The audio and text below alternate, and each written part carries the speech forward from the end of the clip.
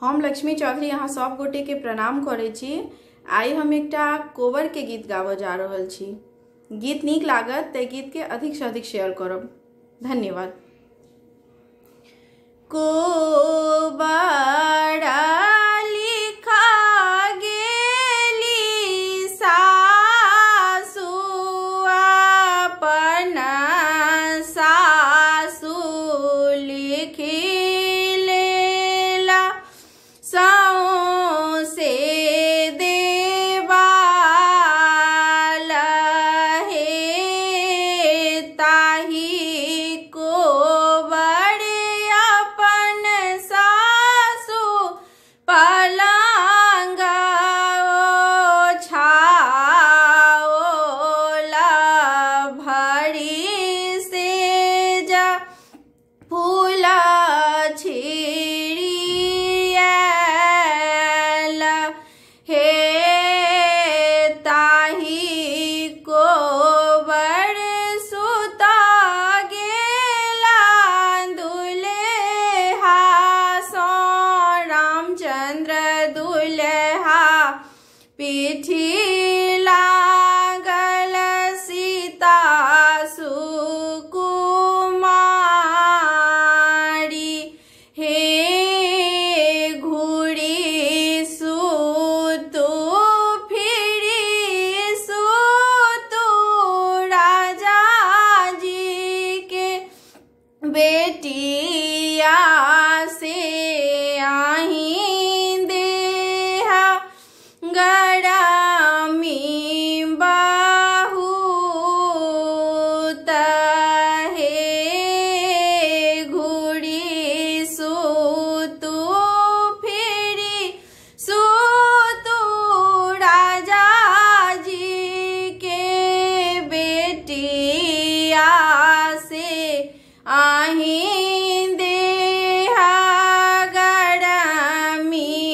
बहुत हे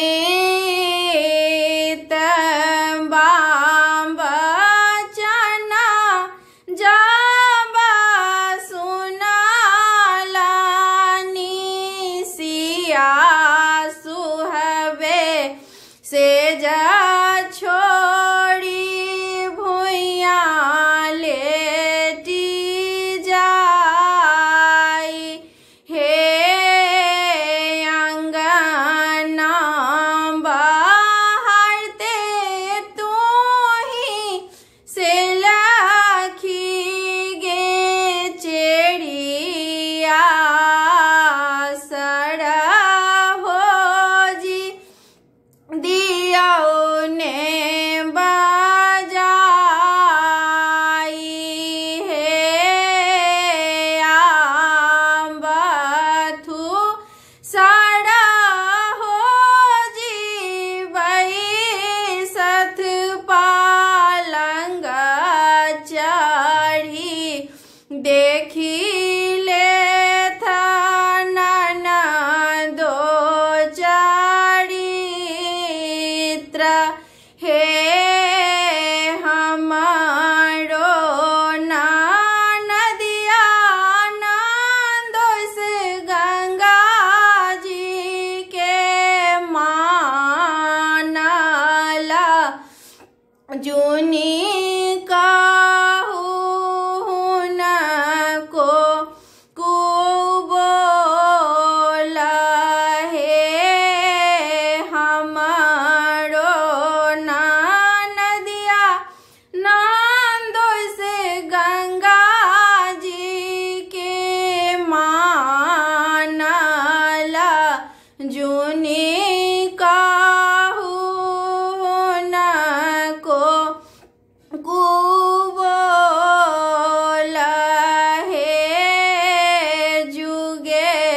जुगे जीवथु रामचंद्र दुल्हा से सिया सुहावे के बढ़न अही बात हे जुगे जुगे